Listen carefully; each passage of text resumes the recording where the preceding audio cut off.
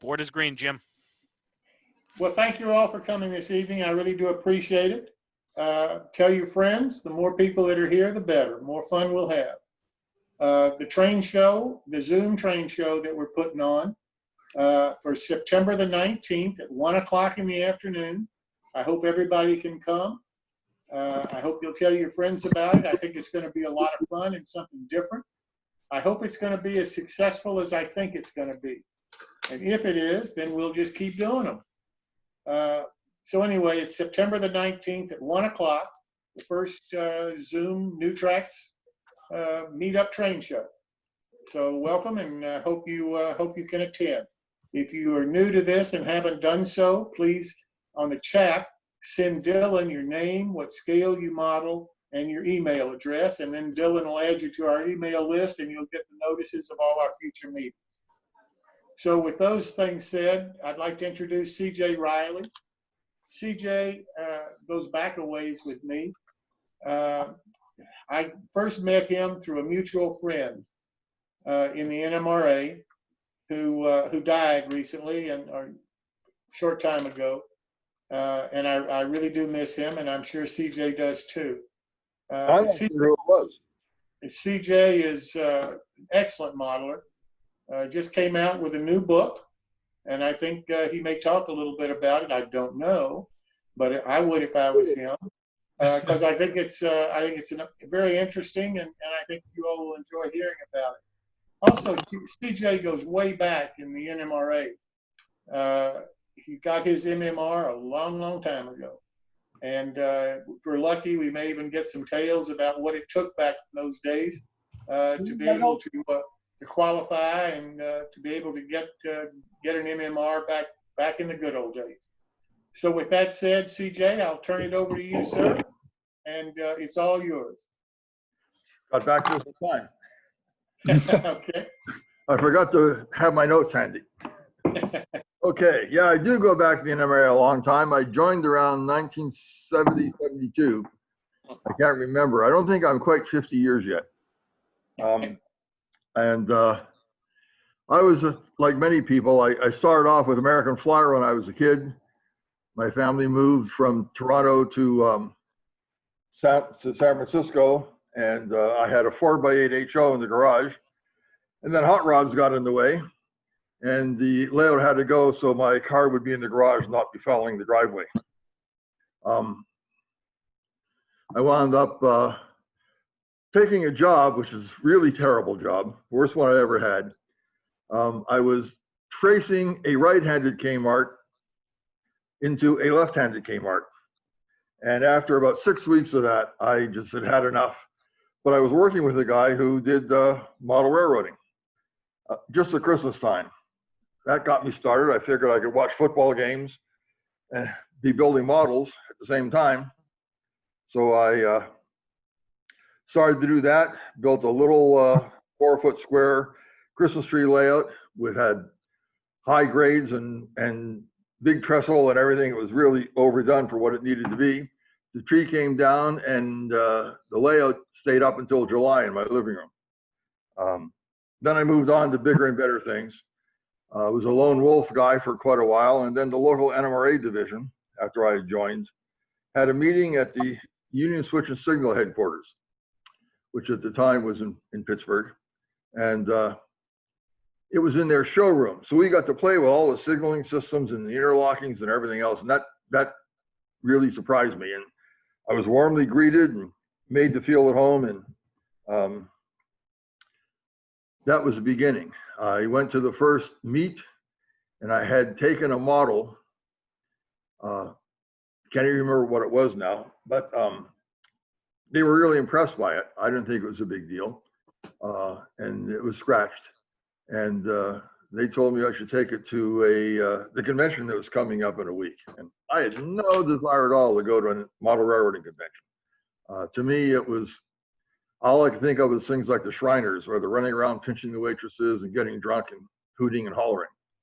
But a friend, it was in Cleveland, I was in Pittsburgh. A friend had a sister in Cleveland. He wanted to go visit her, so I went up with him. He dropped me off at the convention. And to make a long story short, I was having so much fun, we didn't leave Cleveland until 10 o'clock at night. And that was it. From then on, I was really hooked. I got involved with the AP program after a while. I'd written a few magazine articles, and I found the AP made me do things, encouraged me to do things that I might not have done otherwise. I think a prime example was I built a little model of a jack work shed from back in ancient MR. And I was scratching it with full interior detail. So I thought, well, I wonder if I could scratch build a little hung window. And I did. I thought, I wonder if I could make it work. And I did. I wouldn't normally have done that, but figured I can make this into a contest. And the front door, swinging door, had hinges and a doorknob that actually latched out of a pin. It's just a little bent thing that went into a slot in the door frame. It wasn't purely prototypical, but it did the job. And there's a latch on the sliding door too. And I thought, boy, I never would have done this otherwise. I'm glad I tried. Don't need to do it again. And never did. But that's just an example of the sorts of things I was pushed into doing. And I got my 7 requirements sometime around, well, it was the Washington, D.C. National Convention. I was supposed to get my award, but there's a glitch in the paperwork, so I didn't get it. I'm not sure when that was. Late 70s, I believe, early 80s. And after a while, I thought, well, I should try and get all of them. And originally, I pushed to get it because it was bearing down on 100. And I thought, wouldn't it be nice to be in the first 100? So there was a 97, appropriately enough, the wreck of the old 97, the old C&O song for me. And I wound up, about 10 years ago or so, getting the last of the certificates. When I was an NMRA officer, I wound up in national office and was in charge of the AP program at the time. So some friends and I, over a couple of beers, we had a group called the Iron City Faro and Ecological Society. There was more words in the name than there were members. And it was a round robin group. And we were sitting around one day, it was in the heyday of Prairie Home Companion. And we were thinking, you know, it'd be really nice if there's some recognition of a pretty good model based on the Prairie Home Companion line. And we figured that wouldn't fly, but we put some stuff together, and that was the creation of the Golden Spike Award. Then later on, as more and more prototype modeling was being done, I was in charge of the group to put together the prototype modeling certificate as well. And so that's sort of my history. I've been around, like I say, forever. I'm not doing a lot of modeling these days, but I'm doing some. And so I think if no one has any questions, we can look at some pictures, I think.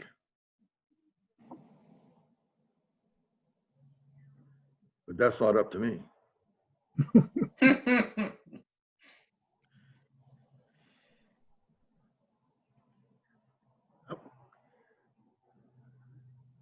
Are you loading it? Not seeing anything just yet. Oh, there we go. Okay, I did that. Yes, you did. Okay, so it did work. Okay. This is the last model I built. It's the depot in Thurman, West Virginia. And it's a bit unusual because it had local coal company offices on the second floor, as well as railroad offices. If anyone saw the movie Matewan from a while back about the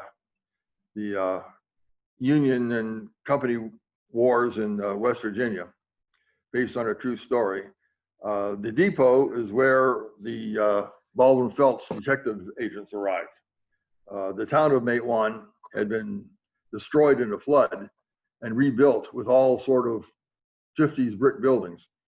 And it turns out that that Thurman, West Virginia, was very, very similar to Matewan. I worked at Carnegie Mellon University at the time, and I was in the library to talk about a project. I was one of the university architects, and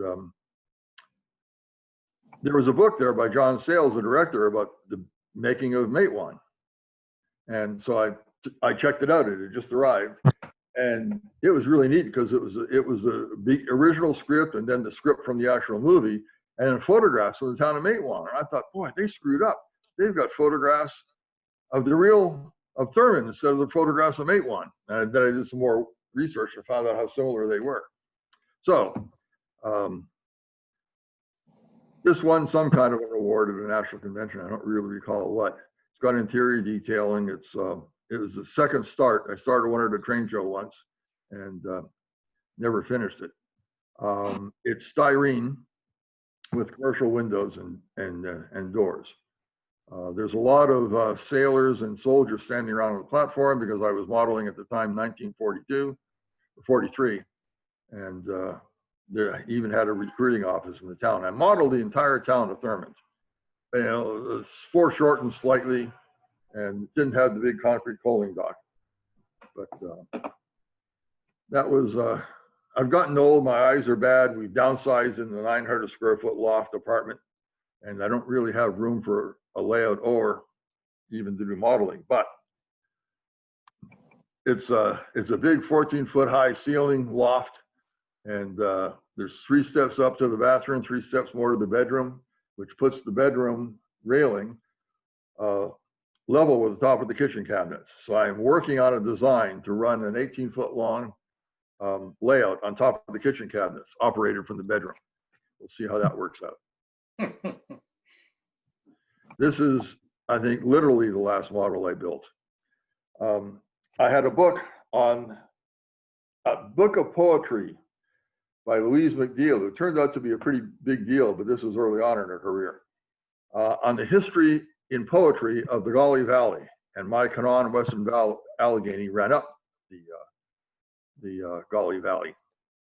So I bought the book and reread it periodically. And the particularly interesting thing was all the various characters in this book wound up as I drove up through the valley one day on a rail fanning trip, that those names from the book were on businesses nearby. So I took advantage of that when I was building the railroad. But this poem was one that I particularly loved. It was called 2 Men Living in Adjacent Hollow Trees Who Disagreed on Theology. And so here's the 2 guys arguing over the campfire. They argued constantly. Got stump houses, which are actually, there's still some in existence out here in the Northwest. All interior detail. They were made out of, carved out of paper mache. And there's 2 of everything. There's 2 saws and 2 buckets, and because there's 1 outhouse. And it had sound. I wrote a script about the argument, and a friend of mine and I recorded it.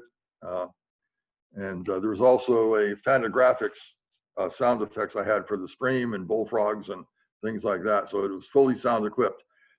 And I thought, you know, the one thing that people don't do is if they have an outhouse, there's no smell. So I got a bottle of skunk oil and dropped some in the outhouse. And I got it to the convention, and the smell had pretty well faded. So I dropped some more in. Well, the contest room was fairly small, and it just permeated the entire room. I got a special award for that. Anyway, so let's get on to things here. There's lots of ways. This is sort of a light overview of the book, but I'm not going to go into a lot of detail because there are 200 photographs in the book, and we don't have time for all that. But there's lots of ways you can learn to model from the prototype, which is one of the main themes. Even if you freelance, you should be modeling from the prototype.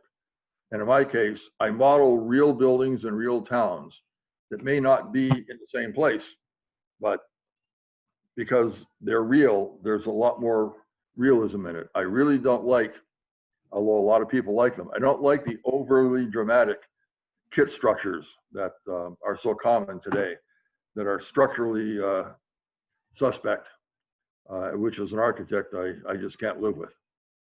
But so this is, so you can go out and study the prototype. This is the Cass, West Virginia. It's one of my favorite photographs that I've taken. You can rail fan, and these guys are really serious because the one guy's got a cast on and crutches.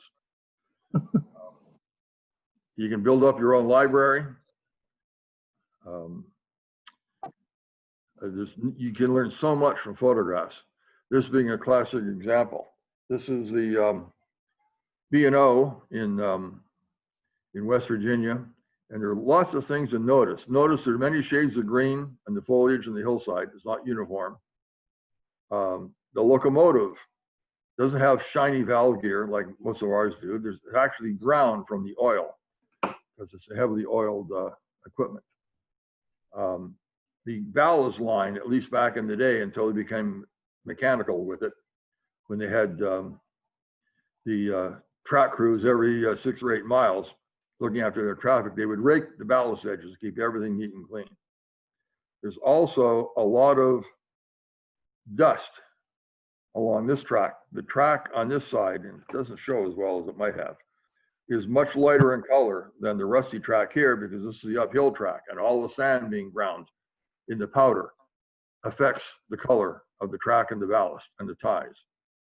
It's not obvious here because the ballast looks pretty new, but in the steam era, there's a lot of oil on the outside of the rail because it would drip off all the running gear. In the diesel area, the oil streak runs down the middle because it drops off the motors. So it's all those subtle little things that can add to the believability of models. And went too far. You can get inspired by other people. This is Alan McClellan. I met him early on at the first national convention I went to, and really nice person, provided a lot of photographs in my book. And then also met Tony Custer, and he likewise became a longtime friend. So learning from other folks and the exposure to them can help. So I created this map of the Kanawha and Western Allegheny. And by the way, it's spelled K-N-A-W-H-A. It's pronounced Kanawha. And there's 2 good stories about that. One was Tony Custer always told the story of being on a rail fanning trip with a couple of his friends. And they had a discussion as they got closer and closer. There's Kanawha County and the Kanawha River, and wondering how it's pronounced. So he pulled into a fast food place for lunch. And after they ordered, said, "By the way, miss, how do you pronounce the name of this place?" And she looked at them with a great puzzlement and said, "Dairy Queen." And the other one that I really like, visiting my mom in Florida, we're going down through that area and had the radio on to a local station. And there had to be a great discussion on the pronunciation, whether it's Kanawha or Kanawha. And it was going back and forth between the 2 ways. And finally, a guy called up and said he was a professor of linguistics at the University of West Virginia. And he was born and raised in the county. And he can say definitively it's pronounced with 3 syllables, Kanawha. So that's just one of those examples of how you can get into the culture of the area you're modeling and pick up little subtleties that could help. Another one example that I have in the book is the Purgatoire River out in West Texas is sometimes called the picket wire and sometimes the purgatory. Localisms that would help with the people understanding what you're doing if they're from the area. This is my model of the end of Thurmond. This is a Thurmond depot. They're watering up. And if you look behind me, that painting was made from this photograph. It was to be the dust jacket of the book when it was a hardcover 300-page book done by Signature Press the owner, Tony Thompson, was a good friend, and he convinced me to write the book based on all my clinics I've given over the years and magazine articles I've written. And they decided to go out of the book business after 8 years, or new books. It had been sitting on his desk for about 6 of those years, never quite getting to the top of the pile for editing. And so he gave it back to me, and I shopped it around a bit, and Kalmbach picked it up. But they wanted it to be a 99-page book with a maximum of 150 photographs, I think. We wound up editing it down to 200 and some, and took out a huge amount of the text. But I'm still happy with the book. And I have the painting to show for it. They couldn't use it because it wasn't model railroading enough, even though I had a piece of the book that showed how the painting developed in 4 stages, layer upon layer upon layer, starting with it roughed out and finishing with the final details. And I always thought that's the way modeling is done, and model railroading in particular. I got to quit double clicking, force of habit. This is the main street in Thurmond. Nice job. I've been there several times. Yep, it's very nifty. The Park Service has taken it over. I worked for the Park Service. Oh yeah, cool. The last time I was there, this building back here was still being operated as a bed and breakfast. There's people doing the raft running from the raft company across the river. Thurmond was once the wealthiest city west of the Alleghenies per capita. It might not have even been per capita. All this coal money came through there. They had 2 banks. I think at one point there were 3. There's tons of stories. One of my favorites is there's no drinking or gambling. The man who founded the town was a Union general, but that was Virginia at the time, and it went with the South. When he came back from the war, he found his house had been burned down. So he built a new one, and they burned it down again. So he bought this land. He got this land in return for a surveying job, and built his own town that he could run the way he wanted to. So there's no gambling, no drinking. But of course, it was a railroad town.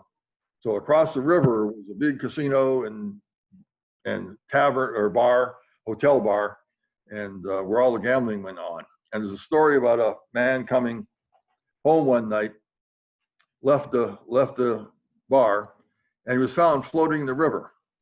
So they fished him out. The local sheriff examined him and found out he had $50 in his pocket and a pistol. So he ruled the death a suicide,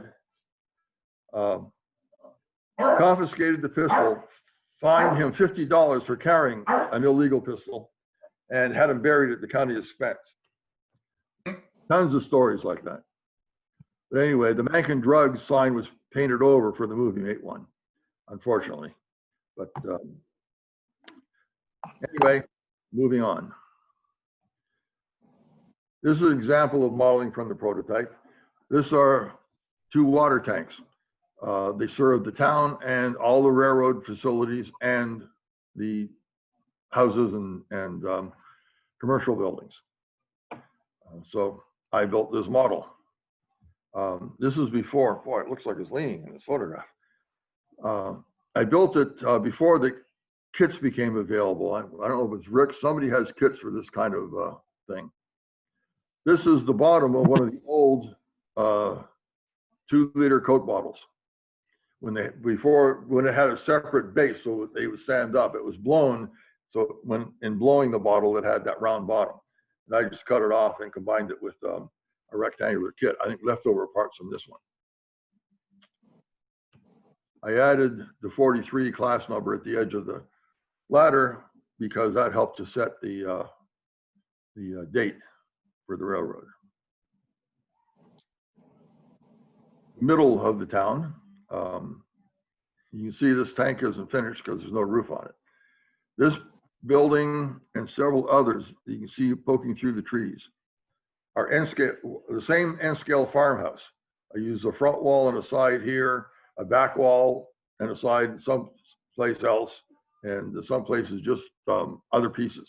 I think it had a couple of bumps on it too. So I was able to get little bits of houses floating through the trees and in a forced perspective as it went up the hill. And we don't have to get really fancy with backdrops. This is just, I think I used painted the wall blue and used a spray can to get a little bit of cloudiness. People try so hard to do really puffy clouds, but that involves all sorts of perspective, but it's not easy to do. And I just found the wispiness of a more overcast day was much easier to do. And right here are two N-scale people standing outcropping, flying this kite. And when I put it in, it would just float in the corner of my eye. And I'd be working on the rails, like, damn it, there's another moth. And I swat at it. Fortunately, I never ripped it out or anything. It would just batter away and then flutter like it was a kite. Another interesting thing, not a great photograph, but this was done for Bill Schomburg when he was going to model the test run of the new FT diesel that GM had built. And he wanted to have it on model railroads all across the country. And he had one article with a few photographs and didn't use the rest of them. This is my entry. They're getting ready to pull out of town, the dynamometer cars in there, and lots of railroad officials standing around to watch it. But all the steam engines have their backs turned. They're not going to pay any attention to it. After all, it's never going to go anywhere. But the main thing about this is when you paint a backdrop, you get shadows. And this is a temporary setup. I was just experimenting with placement of buildings I already owned. This one was named after Jim Sacco, the J. Sacco company. He had a bunch of seconds that he couldn't sell for one of his buildings, and he gave them to me, and I put together a big, tall building out of them all, a big industrial building. But this building here, you can see the lights coming from this direction. You see my pointer, don't you? Yes. Okay, I wasn't sure. There's a strip right here where there's a shadow. And you can see here, because of the extra light for the photograph, that it's painted lighter. I had set things up, set the lighting up, and then went back in with the brush and just dabbed lighter versions of the colors that were already on the backdrop and eliminated the shadow. This is a new shadow here caused by this building, which I never got around doing anything with because I ultimately moved out west and tore the railroad up.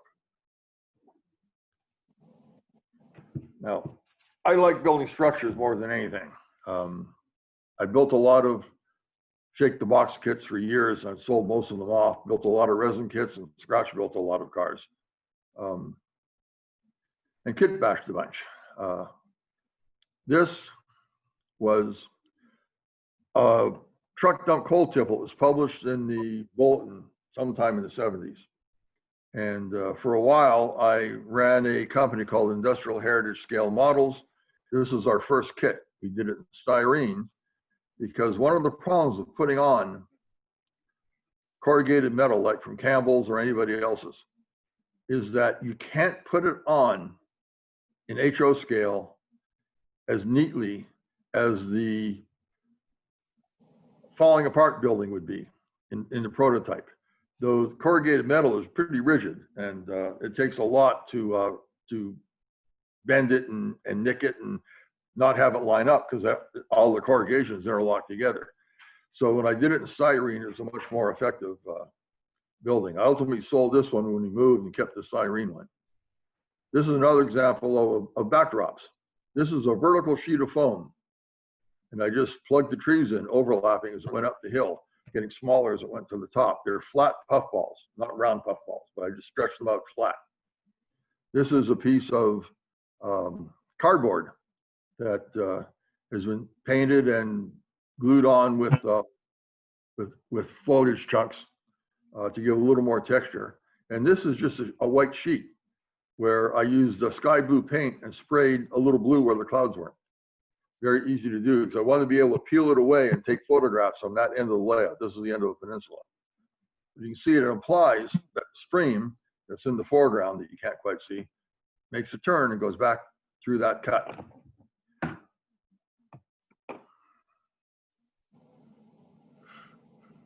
Hemlock Mines was a building that was originally a coaling station on one of the Colorado narrow gauges. I don't recall which one, but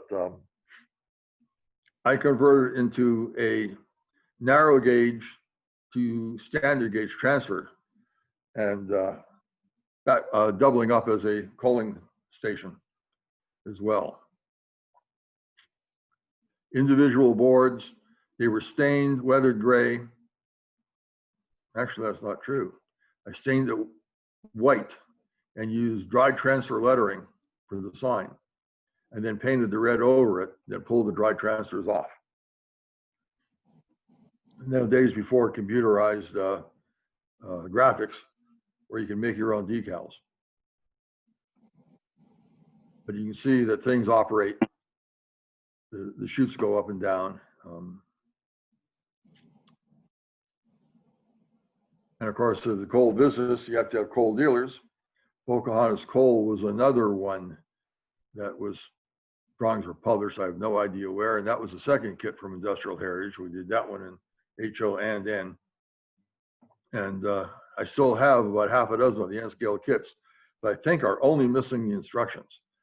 I ultimately sold the business, and the guy I sold it to never did anything with it. And I haven't been able to contact him for a while, so I think something happened to him. But again, in this case, did I do the same thing as the other one, or did I actually have, I probably didn't have white rub-ons, but it's possible. In any event, the image was sanded off to increase the weathered look. We, of course, have the inevitable pigeons up here with the pigeon poop running down the wall. Notice also that the two trucks involved with the business painted the blue of the tipple, or the building. And it has a 3-digit phone number on it, being back in the 40s in rural area, to further set that scene. This is another one that I built. This is Kreider coal. My second wife was named Kreider. Her father was an architect. So I had this idea that back in the 30s, when the architecture business had gone to hell, he was an itinerant guy, and he designed this as you wander around the country and made it a little fancier so it'd be architectural. And, the signs are all badly weathered. On the opposite end, there's a guy on a ladder painting, repainting the sign, Kreider clean coal. Notice that the weathering is seeped up, and the dust and the moisture comes up from the ground. I'm always uncomfortable when I see a lot of businesses named for families and friends, like they'll use a name like Sam Sawmill, for example, after one of the kids, or something like that. Names are like puns, and that makes people who aren't in the know uncomfortable. So this building is the Wayne Wesolowski prototype, or Wayne Wesolowski wrote the article about it. I had a good friend named Larry Klein, who is known to maybe some of you, who is a PhD electrical engineer, and did some major work for defense contractors. He worked for Westinghouse Research. But he confided one day after a couple of beers, and he was this pretty nerdly little guy. Looked a lot like Wally Cox and Mr. Peepers. But he's a fan of stock car racing, and he confessed one day that he always wanted to have the nickname Ace. So in his honor, I made it Ace Electrical Supply. Now that's named after him, and it's a conceivable deal. Rather than having a pun that would get tiresome. Back here is, can't read it. It's Tony Thompson's building. It was, he had 2 rambunctious sons, so I made it a junkyard. A.W. Thompson Metals. He was a metallurgist at Carnegie Mellon. So I poke fun at his kids and was able to use his name that way.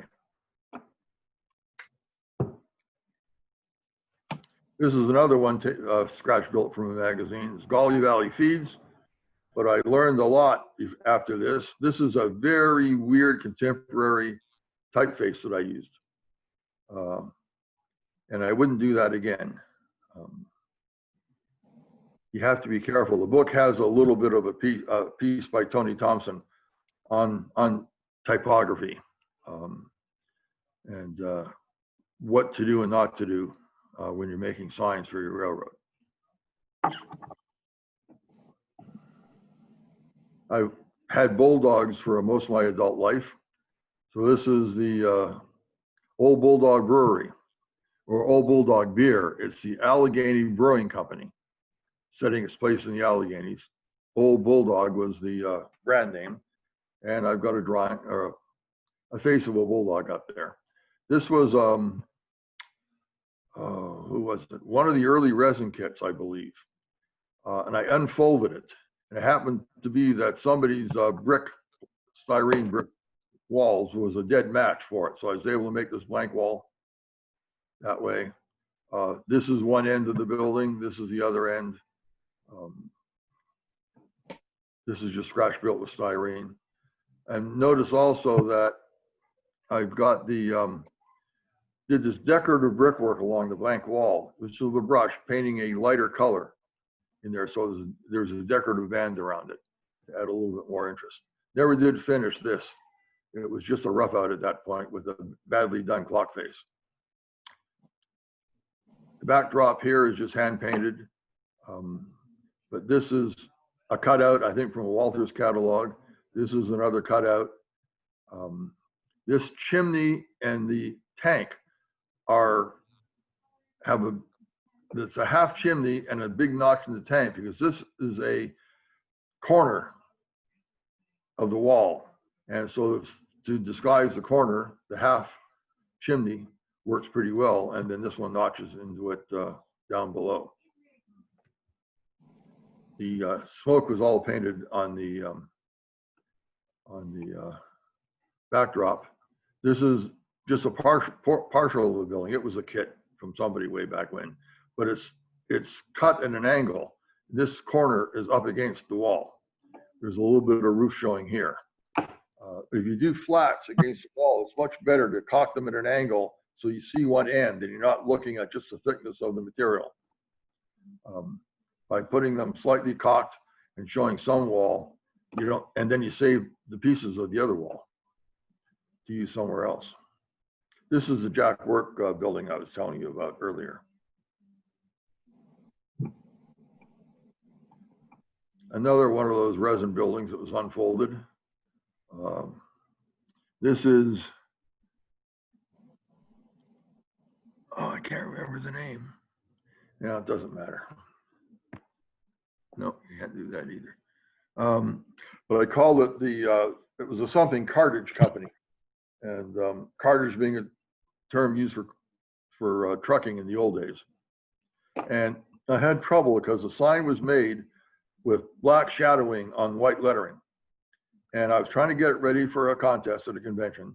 And I kept screwing up right in here. I kept screwing up one of the letters. It kept being sliding crooked as I did it. And I'd used all of the letters up from the decal set. So I put lights on it that don't work, but light it to light the sign, and a man with a ladder up here changing a light bulb, because the ladder screens the crooked part of the sign.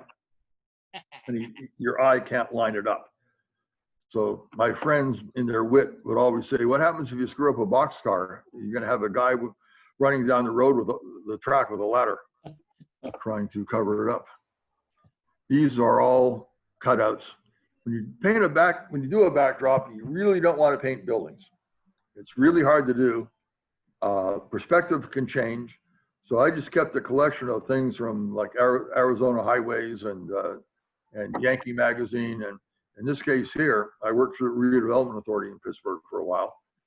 And we put out brochures of the houses climbing up the hillsides around Pittsburgh. And I collected a number of those and would use them constantly.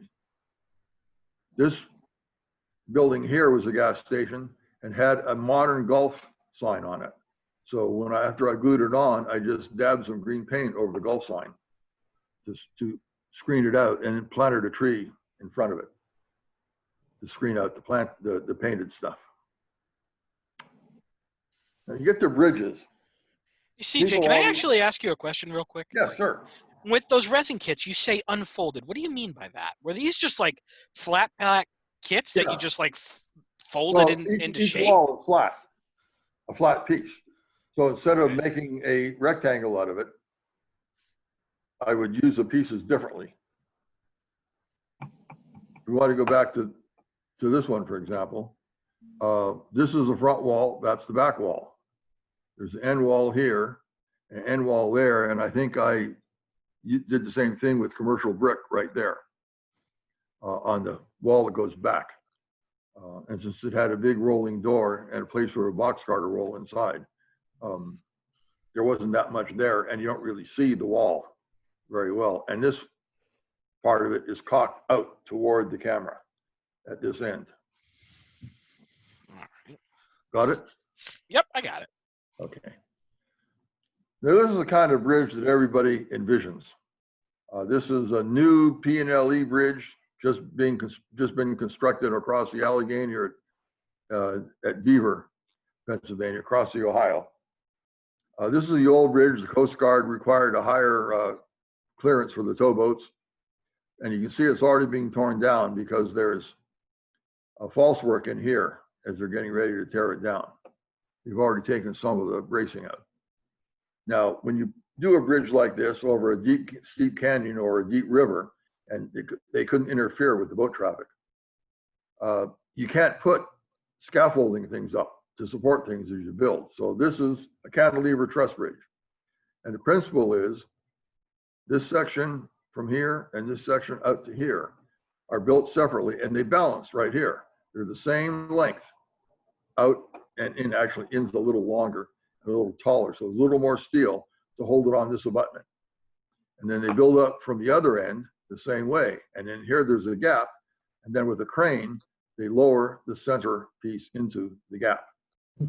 That's how truss bridges work, and or how cantilever bridges work. But you never want to build a bridge like this. It would be 20 feet long, 30 feet long.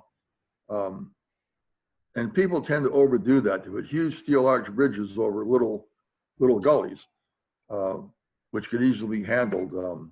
I once saw a layout that had, I hope it wasn't one of you guys, it had a huge steel arch bridge going across a gully to serve a coal mine. And the cost of the bridge just wasn't worth. It would have been cheaper to build a bucket system or something to get the coal across to load it up. So anyway, these are photographs taken from the P&LE archives. It's a pin-connected, at least partially pin-connected truss. You can see a lot of pieces are riveted, but where they come together here, it's held together with a pin. It makes the erection much easier. And most of the time, the pins are like this. There's a little dinky pin in here. In this case, there's the pin, and you have half a dozen guys and this enormous weight hung from a crane that they're bashing the pin in through the hole. Once it's in, it stays forever. I guess that thing looks like it's the size of somebody's, frankly, it's the size of somebody's body. Yeah. Oh, yeah. It's definitely large, but it's a really big bridge. This is much more typical. It was a system designed to make it erection easier. They fabricate all the parts, and then at each critical joint, they just drive a pin through to hold it together. Probably a pin through there too. At each bay, all the way across. Is there a cotter pin or something that goes through there to hold it in place? I thought about that.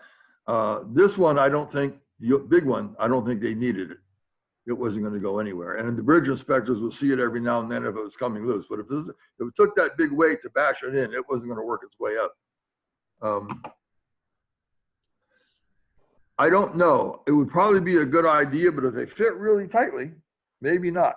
And I never looked at this bridge that closely. Now, getting on to the biggest mistake people make in bridges.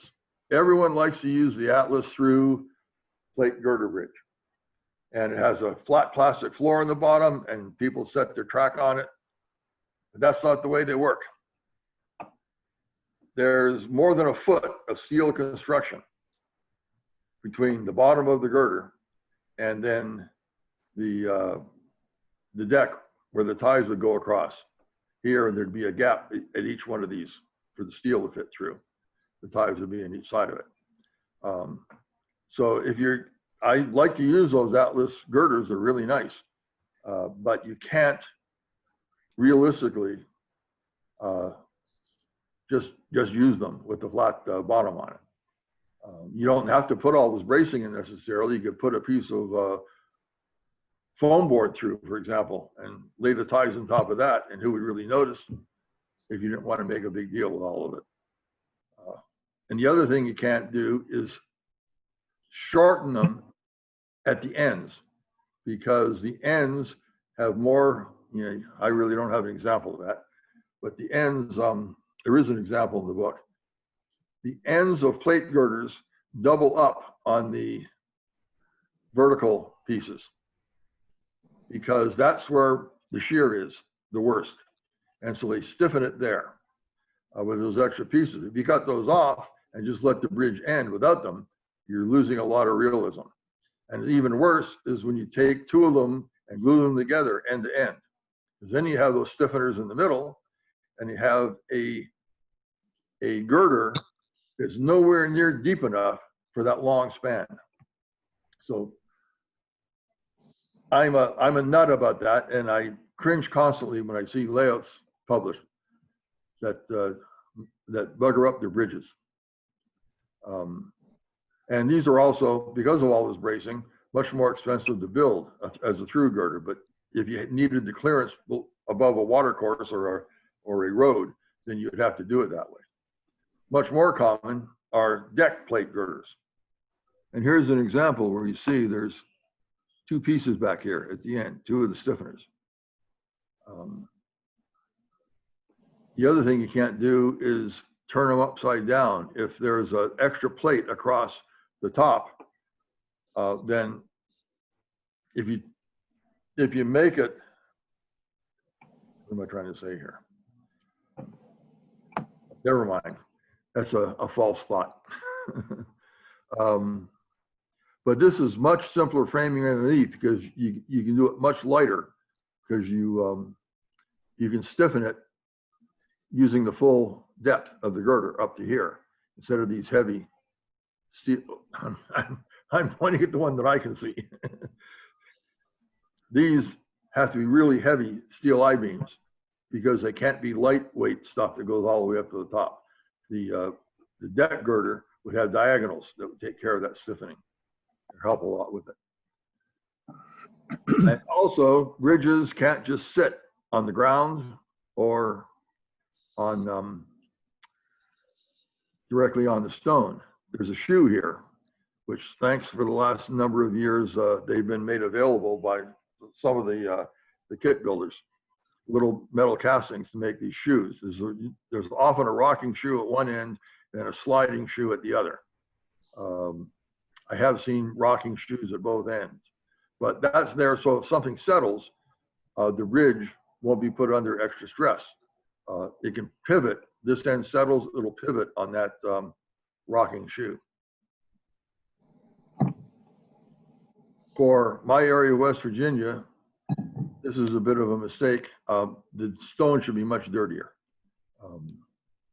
The sulfur in the smoke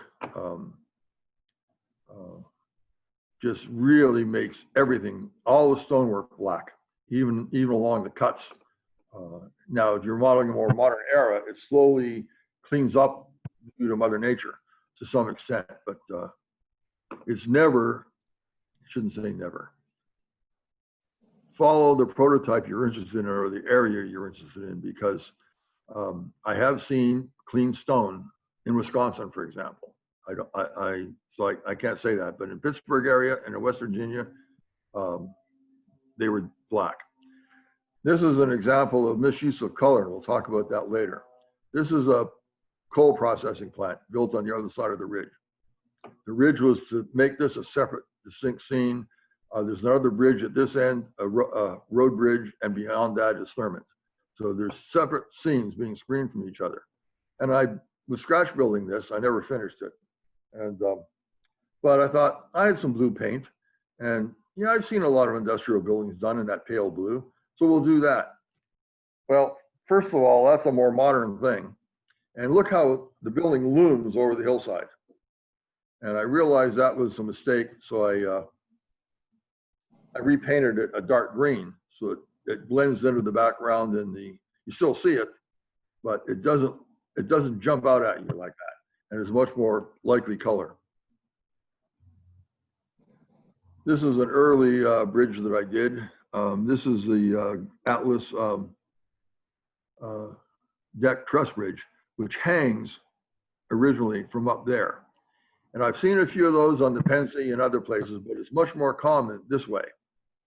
Not that slope that goes back. And since the road went under, there wasn't room for the slope anyway. So I just cut off the slope part, use a little deck plate girder in there, and then some wood trestle work the rest of the way. Notice also that this commercial portal is built into the rockwork, not just plastered on the face of the hillside. I managed to do that a bit better later on.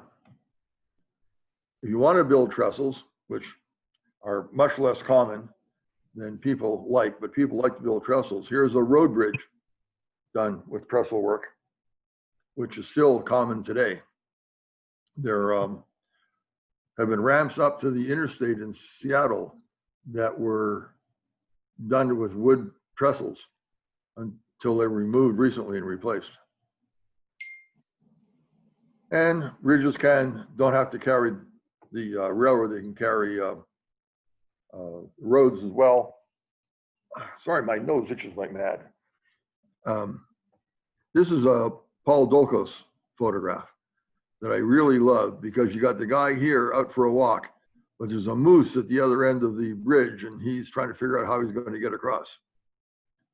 I thought that's a wonderful little bit of humor.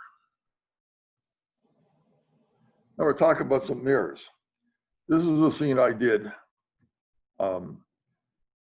in my first house, and I carried it on to the second one. This is the building. It ends right there, and this is the mirror. This is a wall at the entrance to my train room.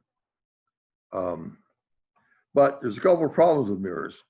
I wrestled with this one forever. I kept flattening my forehead. You can see the line because the glass is 1/8 of an inch thick. So there's 1/8 of an inch line running up and down through the support. And so I thought, well, that's easy enough. One of my old tricks was always plant some ivy. So I planted the ivy, and the black line runs through the ivy too, of course.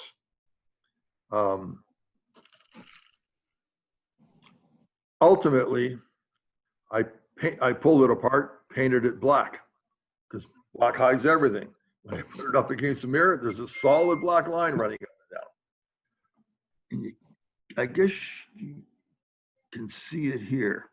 I ultimately tried a lighter gray color here and on that joint, and it faded away. But from this angle, you can't see it. The building, because the signs are going to be reflected, I had to come up with a palindromic name. And Otto was the obvious one. And I was trying to come up with a last name, and OV would work. It would be a name that would start with VO and end with OV. And then the T's were obvious, and the M was obvious. So it became Otto Vomitomoff. And it's going to be a liquor warehouse until I made the bridge sign, and it says Ot Vomit. Ot Vomit on the backside, that's right. Anyway, But this sign, which has advertising spaces for lease, is actually done on this side backwards, and you can't see it except over here where it reads the right way. Just a little trick. The bridge was some commercial product, I don't know what, sawn in half. But again, every piece that hit the mirror had a joint. So I hung the safety sign. Can't remember what it says exactly. Work safely, live safely, something like that. And I use this chevron thing on the end as a height notifier. How long do we have to go? Is there a limit to time? No, when you're I'm finished. jibber jabbering a lot more than I thought I would. Well, you're doing great. Okay. Anyway, that hangs on the glass when the bridge isn't there. I have some other splies, but I just wanted to not drag everything out. And one of the things I always wanted to do was have a car hidden. I never figured out how to do it. You'd see it reflected. The lettering would be backwards over here, but would be reflecting the mirror. And I'd have a car card for a pickup for some new guy on the work crew saying, "You got to pick that up." He'd be scratching his head trying to figure out how to get to it. And this is what I did to help. This is before the sign went up, but it's not perfect illusion, but the truck is split in half. The car is split in half. They met head on in the middle of the bridge. The center line, by the way, was just a piece of white map tape done on the edges of all the boards that were the deck of the bridge. And so when you see it, that hides that middle joint. It's not in yet here, but that would show as white once that was in place. And the farmer had a bunch of ducks he was taking to market, and the boxes are everywhere, and they're arguing about whose fault it was. Radiators leaking. And then I painted the fronts of these two guys differently. So there's two guys on the other side that don't look the same because they're wearing different clothes. Just a simple little illusion, and that's not original. Not very few of my ideas are really original. I get them from somewhere else. Oh, too far. This is another one of those cardboard hillsides on the other side of the peninsula. But there's a piece of mirror down in here, just a broken shard. So if you break a mirror, save the pieces. They can still be used. And it looks like this creek is just coming and curving off that way. You just have to make sure things meet at a 90-degree angle, or it will be a jagged edge. This is a covered bridge, and the top of the mirror is right behind the covered bridge. This end of it is just hidden by that little bit of tree. And even smaller places.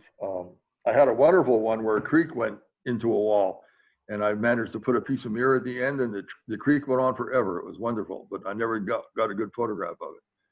There's a little mirror in here. There's a tree arcing over it from both sides that hide the top of it.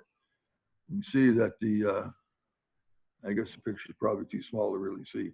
I put the paintbrush there so you can see where it was, but it's right in here, and it just makes this road continue on around.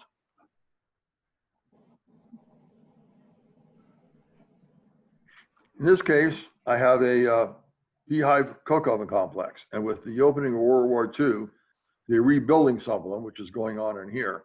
But those things go on like for a quarter mile, half a mile. I didn't have room to model all that, so there's a stream going back around here and a siding, and I put a piece of mirror in so that it would continue to reflect things. Here, because of the curve of the coke ovens, that would just continue around another site very easily. And I have a debris fire going on here, so I just had some smoke coming up. And the top of the mirror is right down through there. Not a perfect illusion, but it doesn't jump out at you. Now, the easiest way to solve the these days to solve the thickness of the mirror and all that hiding stuff is to use reflective mylar. You can get mylar sheet that you back up with something solid because it's not stiff, and you get no joint. In this case, I'm almost positive the joint is right through here, and that's what that white line is for. Because these windows look a little smaller. I think they're just slightly off. I had another photograph that showed where it was better,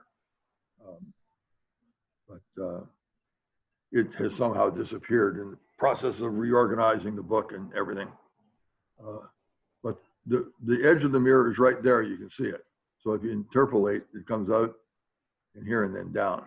Otherwise, we see the boxcar. The boxcar would be back in there. So let's talk about color, like I said we're going to do before. People agonize over the exact right color to paint something. This is a Jack Delano photograph from World War II from the Library of Congress, which, by the way, is a wonderful source. You can look up the war information photographs, and they're just terrific. This is the Chicago Northwestern yards. These are all Chicago Northwestern cars. This color is very different from this color, and yet it's not a lot of heavy-duty weathering on it. It's just faded. Again, over here, they're very different. If you look back at this line back here, there's lots of different shades. And again, back in there, almost all from the same railroad. There is no exactly right color. So I've always approached the color thing is the B&O boxcar red was pinkish. The Santa Fe's was brownish. The Pensie's was reddish. And you start with that. And I've always used then compatible chalks to fade it, because the first thing that happened, particularly with old paint, was the sunshine broke down the hard finish and the components would rub off and start to fade very quickly, called chalking. And that's probably what's happening with this one. It's not all beaten up. There's no debris on it. Maybe some smoke on the roof. This one has a more weathered roof than this one. But if you approach colors that way, I think it makes much more sense than endless arguing. I belong to a freight car group that argue forever about the right shade of boxcar red for something. But I think the point there is that there is no one right shade. There's multiple shades. Particularly in the older days.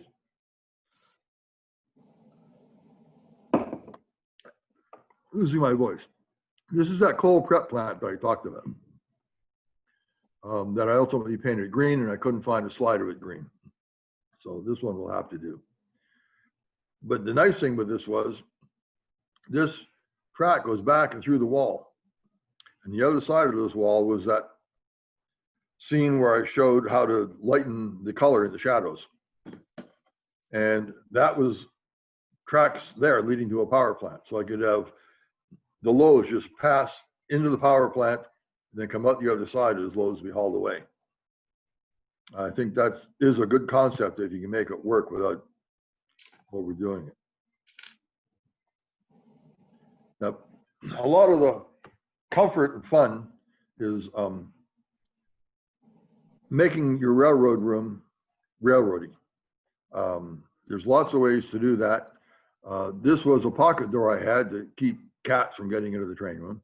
It slides back into this boxcar wall. It's about a 3/4 scale wooden boxcar made with porch flooring. These pieces are masonite with carriage bolts put through instead of rivets. I use all the standard modeling techniques for weathering.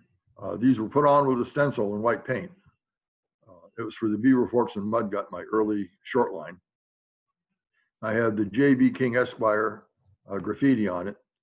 One of the things I was trying to figure out how to do was to get a grab iron. And one day I was at Sandpatch Grade waiting for a stimulus surge to come out. It was raining like mad. I'm shuffling around trying to squat under a telephone box, I believe it was, to keep out of the rain. And my feet kept slipping and slipping. I kicked at what they were slipping on, and there was a B&O, I presume, grab iron just laying under the cinders. So I took it home. I moved this several places. It's in storage now, and I really will never be able to use it again.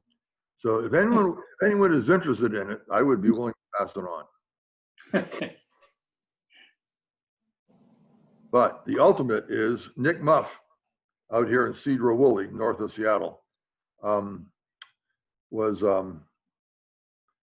back when they were dumping all the F units on the Northern Pacific, I believe, at a scrapyard. He went down there because he wanted to get a control stand and some other things from the cab. And as they were driving away, the guy was ready to cut it apart to get him the parts he wanted. His wife said, "I'm surprised that you didn't want the whole cab because it's so beautiful." He said, "What?" And he turned around real fast and ran back there and stopped him from cutting it. He built an addition onto his house and lowered this down through the basement, or before they built the ceiling above. He's a fanatical modeling about the Kansas City Southern. The depot over here is a Kansas City Southern depot. It's a work of art. Took him several years to build. The ceiling is done from photographs of the ceiling of the building. The floor pile patterns, very elaborate, are done from photographs of the floor. And it's just, I mean, it's got magazines in the newsstand and fruit in the snack bar. It's just really boggling. So let me make sure I get this straight because I'm stuck on the picture on the screen. Okay. So this guy really went to the scrapyard. Yep. Bought a cab and part of the nose of an F unit. Yep. And had it lowered into his basement. They cut it right at the back wall, and in the door that goes into the engine room, the door opens and there is a full-size photograph of the engine room of an F unit. And you can see I like that. That is a level of crazy I like. You can see it's above the floor. He's got it on springs. And the last time I was there, he didn't have it worked out yet, but he's going to have a motor device that make it vibrate and bounce. And the air horn works. And you don't want to be standing in front of it when he blows it. It's just incredible inside. It reminds me of a story I heard way back when in Pittsburgh.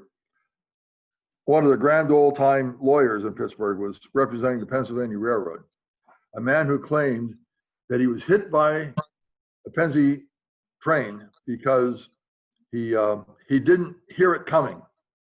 And they had testimony that it was, that the horn was blown and everything, but nope, he didn't hear it. So the lawyer for the Pennsy pulls out this tank of compressed air and a diesel horn and says, "Now I'd like to demonstrate what he didn't hear." And of course, the man's attorney objected strenuously, and the judge agreed. So he says, "Okay, I'm sorry, I'll just move it over here." And as he walked across the floor to set it aside, he stumbled and accidentally set it off with the horns pointing directly at the jury, and made his point. All of the controls work. And one of his goals was to operate the railroad from here. Whether he's actually done that or not, I don't know. But it's just a magnificent reconstruction. It was really fun to sit in. And then the railroad is here and wraps all around the walls in the front of the unit. It's he also built, which I don't have a slide of, to get into the train room, you go down a set of steps to the basement, and the walls are painted like the Kansas City Southern Depot. At the bottom is a mural of the platform going back into infinity with people on it. The railing is from the depot, I believe. If not, it's a replica. And you turn to the left, and right along the edge, because you're on the platform, is a Kansas City Southern sleeper. And you go in through the door, and it's the guest room. They have Pullman bunks, Pullman sinks, Pullman seats, the whole routine. And it's all made out of masonite. It's a smooth side car done with masonite and like I used before for rivets carriage bolts, I believe, if they have any rivets. And there's a door on the far side of that, and you go into the train room, out into the train room. It's just a really neat presentation. Now he's a cancer surgeon, so he can spend the money. But what impresses me further is I just pulled up some pictures of these KCSF units, and he's got that spot on. Oh yeah, that is excellent. I mean, that is modeling to a scale most of us are never gonna do, yeah. but that is impressive. He did drawings regularly for a mainline modeler, and he's still doing them for some of the magazines. He's considered to be an expert. He had the mannequins wearing the clothing from the Kansas City Queen or something like that, sort of antebellum outfits that they would wear at festivals and things. He bought those, and he loans them back to the railroad periodically for special festivals. And he has the magazines on the table are from 1948 Life magazine, things like that. He's just got it all the way down. It's just wonderful. And you can see here, he's got the post, so it looks like the platform post with a spot number on it. Now, all this goes around. I've never been accused of having lacking a sense of humor. This is Tony Thompson, and one of the things that so many people do when they're modeling is to get analysis paralysis. And this is just illustrates something that very famous architect I worked for a while. He was the head of the architecture department at Carnegie Mellon. And we were working on the WQD building where Mr. Rogers was filmed, big concrete building. And I was the field man. And yes, I know Mr. Rogers. I could tell you all sorts of stories about him. But he came down one day because I was trying to redesign the front entrance because they changed the level of the building. And there's all this problem fitting enough steps. And I was trying to do this very sculptural thing around the concrete center wall. And he finally says, you're trying to do this. And he did that, picking his nose from behind his head thing. And the point stuck with me for 50 years. That you can get yourself into situations with your modeling, trying to make decisions when that's what you're doing. You're doing the equivalent of that, making it much more difficult than it needs to be. So this is the book. Kalmbach put it out. It's gotten a number of good reviews. It's been selling well. It's 200 pages or 100 pages, around 200 photographs, many more than they really intended to use. They left out a lot of information, unfortunately, that I thought was important. This is a Paul Dolkos photo that they used instead of my painting. And so, if any of you are interested, here's the information. It's available from Kalmbach, local hobby shop, or Amazon, or you can get a signed copy from me for 26 bucks, including tax and shipping, either through PayPal or a check mailed to me if you're interested. If you have any more questions, we can talk forever. My hockey game is going on right now, so I don't want to go on forever. TJ, I got one question I ask everybody. Yep. When you're building one of your structures, how do you know when it's finished and you can stop on it and move on to another project? When we're doing what in particular? When you're building one of your structures or any kind of project, how do you know when it's finished and it's time to move on to another project? I believe in Tony Custer. No, Alan McClellan was one who started it. That there's such a thing as good enough, and it depends on the model. If it's going to be a model toward the rear, I don't worry about it. A lot of the models that I've shown may not have back walls on them, or they'll have just a plain styrene back wall. All those commercial buildings in Thurman are that way. The wall between the two buildings is just a blank sheet of styrene. If it's going to be a contest model, then that's a whole other different thing. But I'm not doing that anymore. It has to be when you're satisfied. And there's nothing wrong with going back later and updating it. Gotcha. Thank you. But again, don't get caught with the analysis paralysis. So I think that is all. Yes, I thought I had a couple other ones, but I guess I don't. Does anybody else have any questions for CJ? First. Yeah, there was a I want to say it's around slide 29. There was a nice looking little vehicle. I was just curious to who built that. No, maybe it was a little further down. It was I thought it was next to a bridge or something. Yeah, right there on 29, right there. That little dude. What's the name of that company? Oh, wasn't Jordan. It's a cast metal one. It almost looks like a Wiseman. Pardon me? It almost looks like a Wiseman. They took over quite a few. Oh, okay. Yeah, the company that made it, I don't think is doing it anymore. Let me, Wheelworks. Oh, okay. Yeah, I think that was taken over by Wiseman. Okay, I had a picture of the box before I could come up with the name. Yeah, I have to give them a try. Yeah, I still have a big pile of them. I might be willing to let some of them go. I'm never going to have a 40-foot square layout anymore. Yeah, it's a neat little truck there. Yeah, it's a Ford A, if I recall. It's either an A or a 32. I was a car nut at one point. Well, thank you. Anybody else? Well, to be fair, how many of us here probably haven't been car nuts at one point or another? I mean, we had a 71 F100 with a Cobra jet that somebody stuffed in it.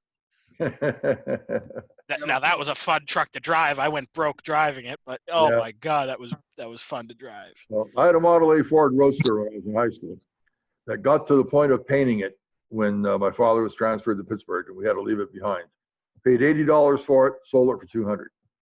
Hey, so you at least made something on it. Oh yeah. Well, probably not when you consider the money I put into it, souping up the little 4-cylinder engine. And now I have a '79 Ford pickup that I'm constantly working on. They were good trucks. Just for the fun of it. But I've owned that '79 Ford for more than half its life. I bought it as a wreck. I bought one new, and I'm sorry I ever sold it. Yeah. Oh, it runs forever. I put a rebuilt engine and a rebuilt transmission in it, and other than that, took the bed off and made a wooden flatbed.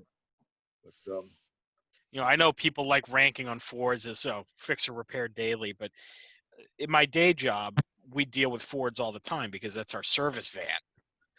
And there was this one that we got rid of it about 5 years ago because it was finally just done. But we put 1 million miles on this E350 and it just didn't want to die.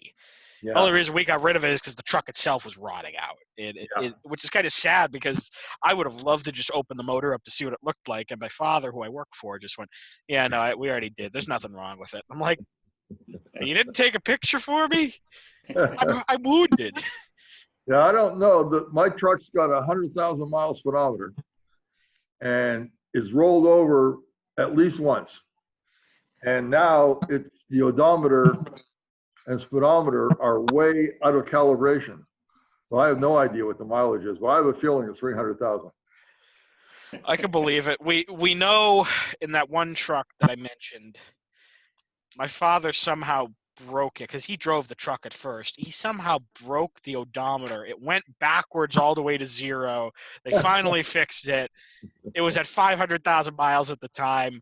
It went up to another 500,000 just about. So we know it crossed that 1 million mile threshold. But everyone goes, "Oh, Ford, fix or repair daily." I don't buy that. As long as you take care of the truck, it's not true. It takes care of you. There are far more old Fords running around from the 30s and the 20s. Oh, absolutely there are. And it's just it's a thing of beauty because they built stuff to last back then. Yep. Yeah, You run into the rare exception today where it's like, oh, it's a lemon. Well, okay, Yeah. that is what it is. I'm sure they probably had lemons back then too that just didn't last nearly as long. But I've got a 2000 Lincoln also that was a taxi that I drove. I drove a taxi for 10 years when I first retired. And it's got 350,000 miles on the clock. And it runs perfectly, except that the electric fan has died. And so you have to worry about it overheating. You can't sit in traffic. But yeah, but little little things like that are easy to fix. Yeah, It's I just have a does problem. the heart of the car run and is the car rotted out? Yep. Well, a lot of your cars don't rot. Well, that's a good thing. Lucky you. I live in New Yeah. England. They don't, they never salted the roads, and they recently went along with some of the other chemical deicers. That's good. It doesn't snow that much on this side of the mountains. And every now and then there's a heavy one. And there was one where the main road on the Bainbridge Island had, you couldn't drive a sports car because it would high center. There was the two tracks and there was this hump of ice about 1.5 feet high. and they wouldn't put anything on it to melt it. They had to wait for it to get soft before they could plow it away.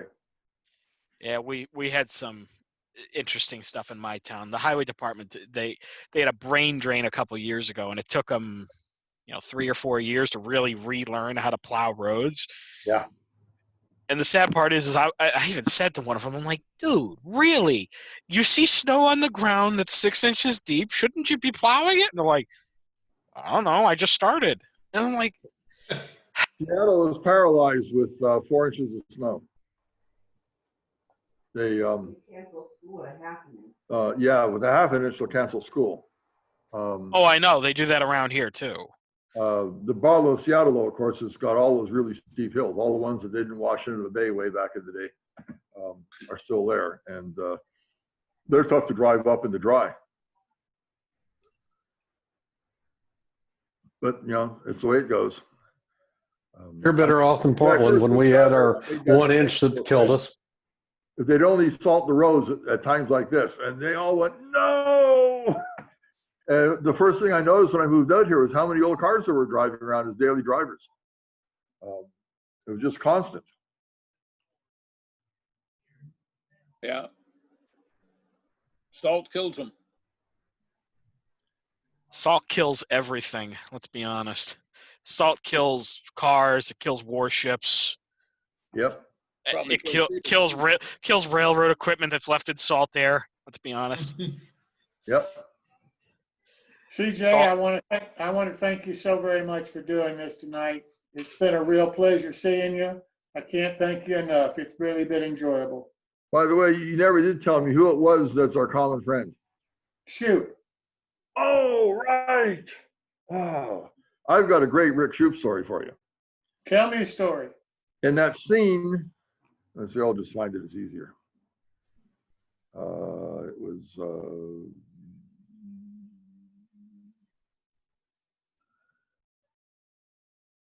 uh-oh, where'd it go? Uh-oh, I'm not finding it scanning through here because that would make it easier. Oh, yeah, it was right here, but it was a little further forward.